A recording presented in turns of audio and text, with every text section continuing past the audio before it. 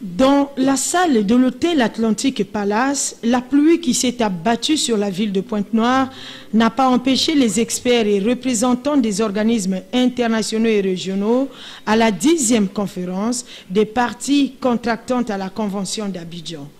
D'abord, la projection vidéo d'un documentaire sur l'environnement marin et côtier réalisé à Pointe-Noire, comme pour fixer les esprits des participants à ces assises en quête du financement des projets de gestion de l'environnement marin et côtier en Afrique de l'Ouest, du Centre et du Sud. Comme le thème général l'indique. De la cérémonie d'ouverture du premier segment des experts, 3 allocutions ont ponctué l'événement de Pointe-Noire. La bienvenue du maire de l'arrondissement 1, Emery Patrice Lumumba, à toutes les délégations.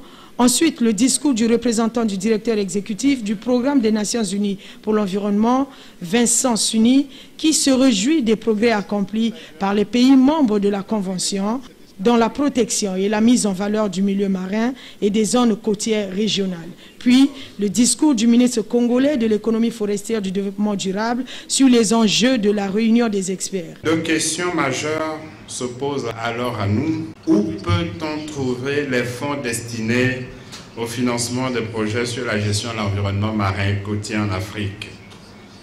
Comment accéder à ces fonds? Au moment où nous sommes ici réunis, se prépare la 18e conférence des parties sur le changement climatique.